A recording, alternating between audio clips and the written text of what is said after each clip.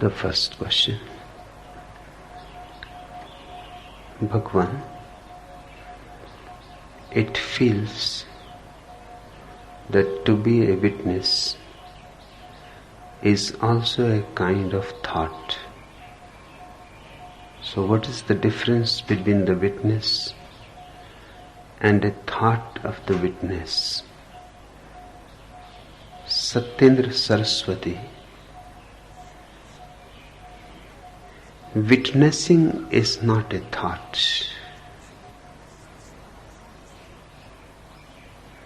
But you can start thinking about witnessing. You can make it a thought. The moment you make it a thought, it is no more witnessing.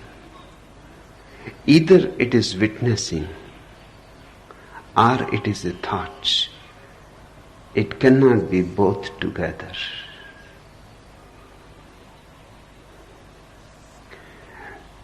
When you are witnessing,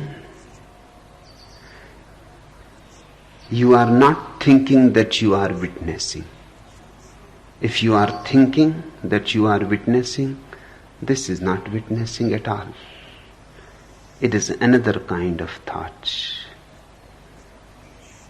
If the witnessing is simple, there is no thought of witnessing at all.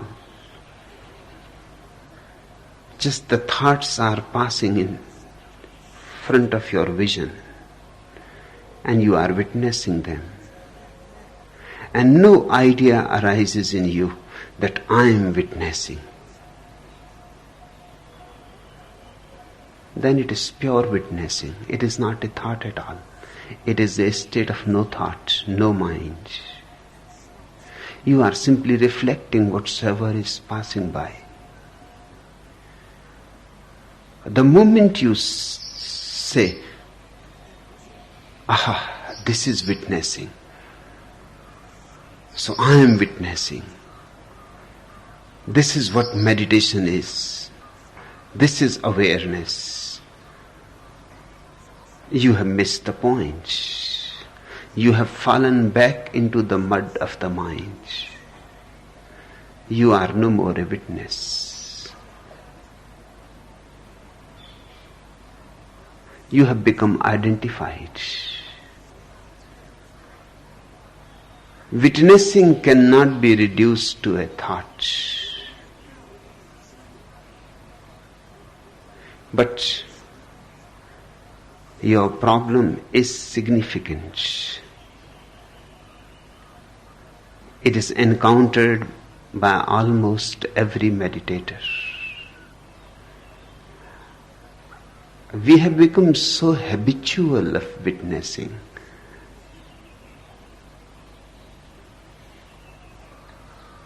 In a wrong way. We think that we witness, we judge, we evaluate, but we think we witness. We think that we witness, and it is not witnessing. We are associated with the wrong kind of witnessing, and that idea lingers for a long time. Secondly, we have become so conditioned to reduce every experience immediately into a thought. We never allow any experience to remain just a pure experience, even for few moments.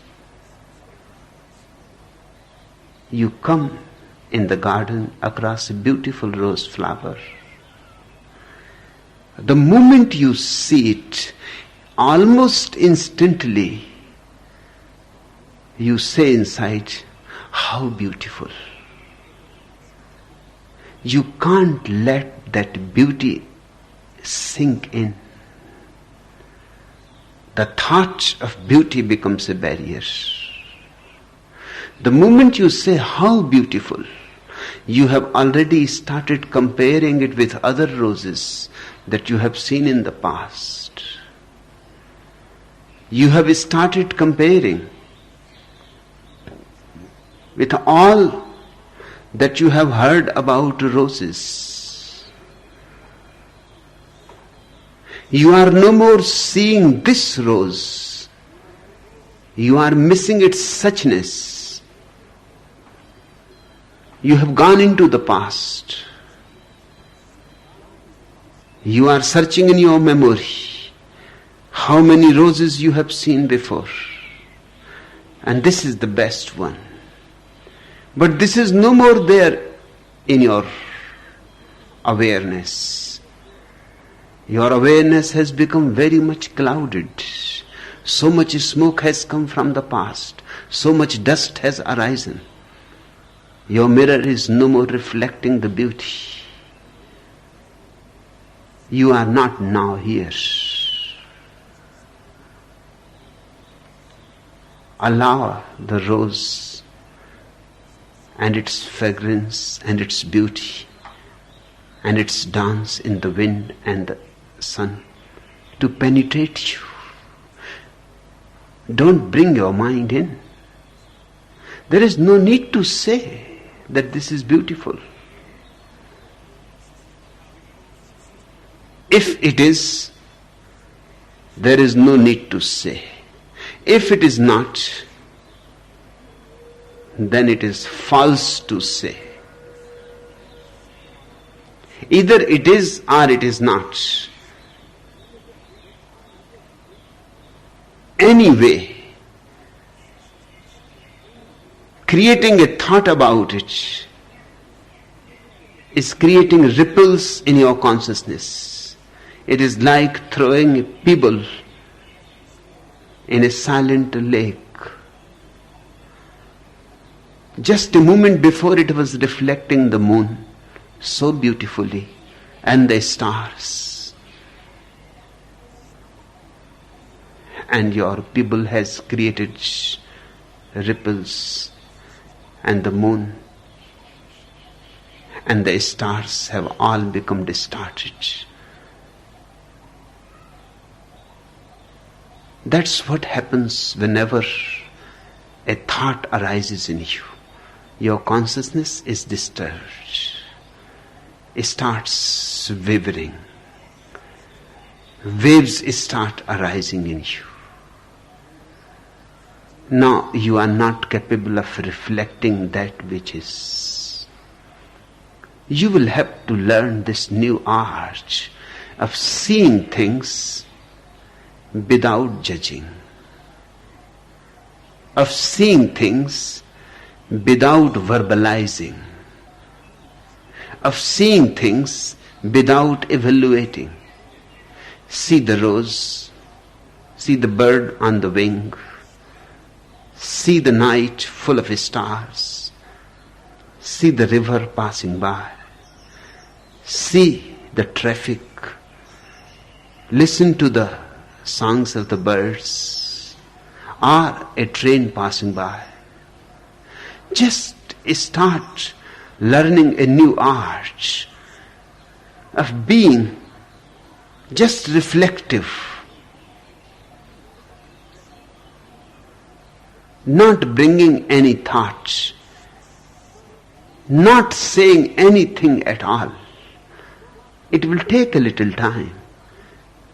Old habits die hard. But one day it happens. If you persist, if you are patient enough, if you go on and on working in cleaning your inner world, one day it happens. And the benediction of that day is immense. In fact, that day you are born anew. You start seeing the same world with new eyes, because your eyes are so clear. Your mirror reflects so deeply, so totally, without distortion, that trees The same trees that you have seen before thousands of times are far more greener than they have ever been. And their greenness is no ordinary greenness. It is luminous. It is radiating light. It is the same world, the same people. A Buddha walks, a Jesus walks. In the same world, the same trees, the same rocks, the same people, the same sky. But they live in paradise and you live in hell. The difference is created by the mind. It will take a little while to drop this mind. It has dominated you so long that it is difficult in the beginning suddenly to disassociate yourself from it. It clings.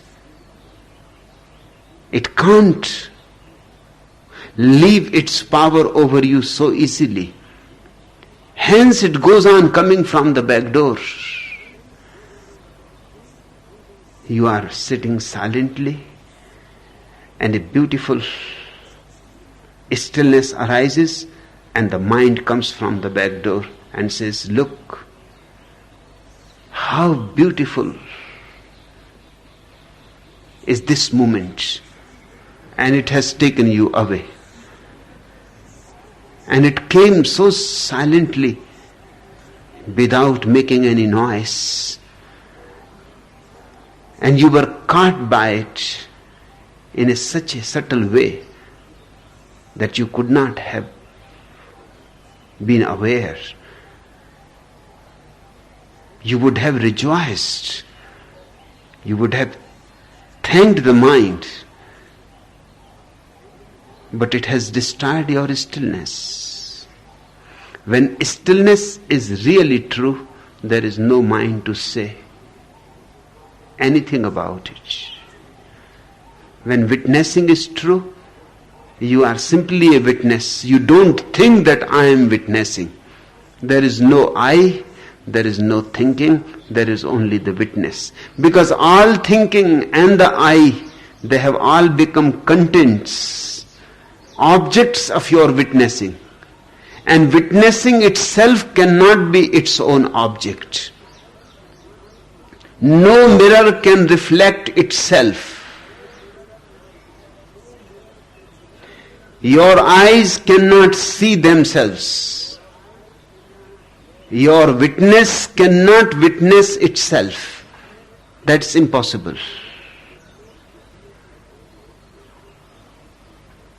Your question is relevant. And you will have to be very, very careful, watchful.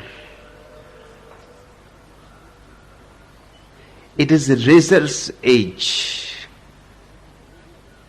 One has to be very cautious. Because if you fall into a deep abyss. The ordinary people cannot fall. They have nowhere to fall. They are already at the bottom. But as you start moving higher, the possibility of falling down grows every day. When you reach at the Everest of your consciousness, just little slip, just a little wrong step, and you will go rolling down into a deep abyss. The greater the meditation, the more is the danger of losing it. Naturally, only a rich man can be robbed, not a poor man. That's why a beggar can sleep under a tree in the afternoon, and the noise of the traffic and the marketplace, nothing disturbs him. He can sleep anywhere.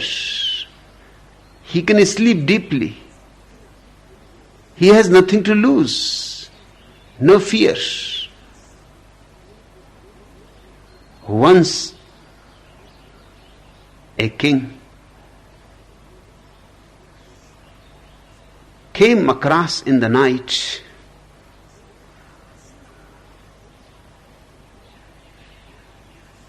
a very strange man, a very luminous man, standing alert underneath a tree. So silent, so quiet, and so alert. The king was curious why he is standing there. From his appearance, he looked to be a monk, one who has renounced the world. But the king was a very cultured man, and he thought it is not right to disturb him. But every night it happened. That was the routine of the king, to go around the capital city in the night in a disguised form to see how things are going, whether guards are on duty or not, mixing and meeting with people, going into the hotels and the theaters to know how things are going, whether things are all right or not. Every night he will come across this man. He saw this man so many times that it became impossible to resist the temptation. One day he approached him and asked that, "Excuse me, sir, I should not interfere. You look so silent, but why you go on standing the whole night? What you are guarding? Is there any treasure underneath this tree?"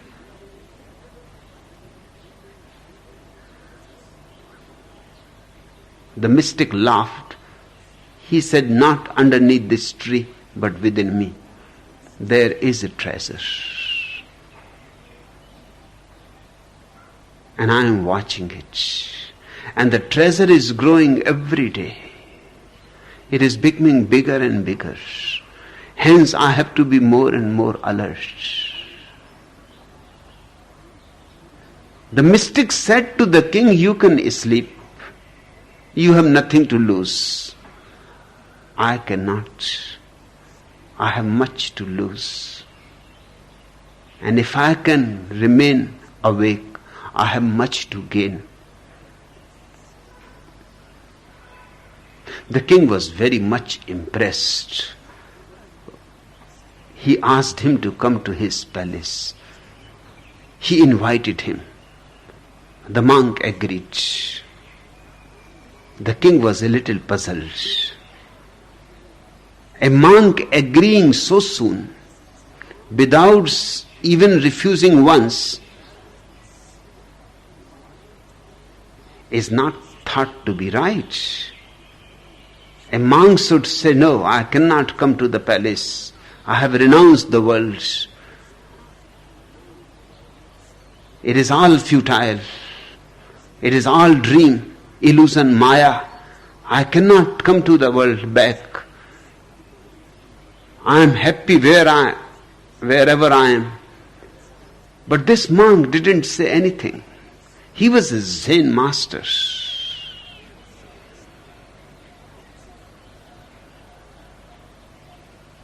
But the king started thinking in his mind, "Have I been deceived by this man? Was he simply standing there every night just to catch hold of me?" But now it was too late. He had invited.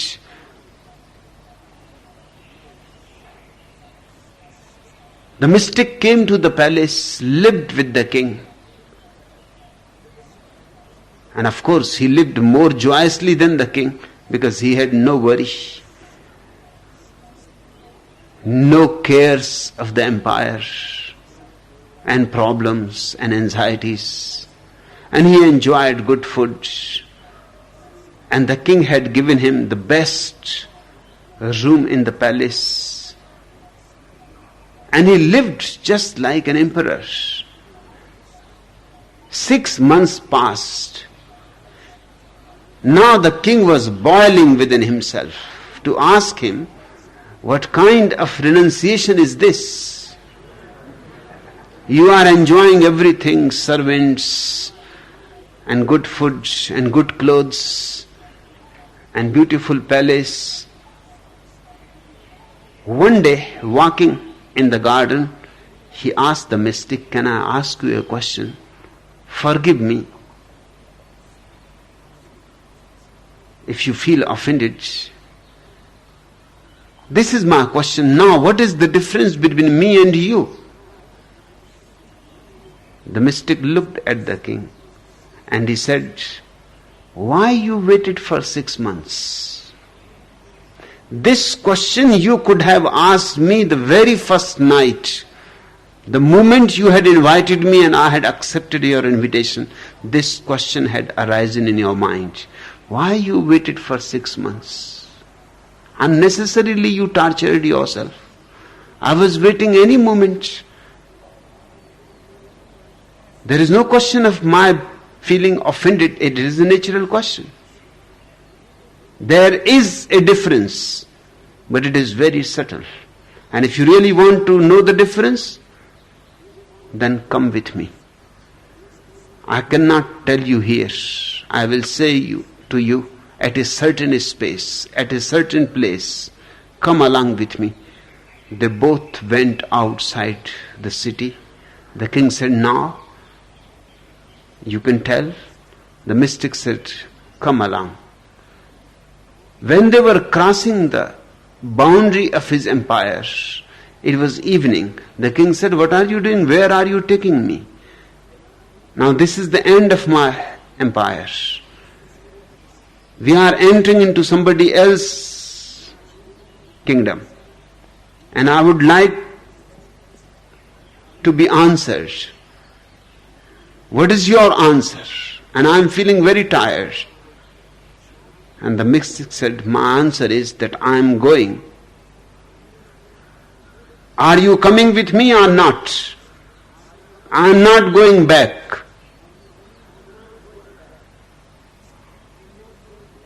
The king said, how I can come with you? I have my whole empire, my wife, my children. How I can come with you? The mystic said, that's the difference. But I am going.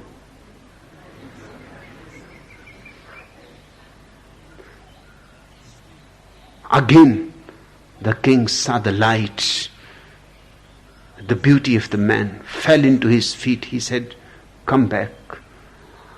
I am just stupid. I have missed these 6 months. I have been thinking things which are really ugly.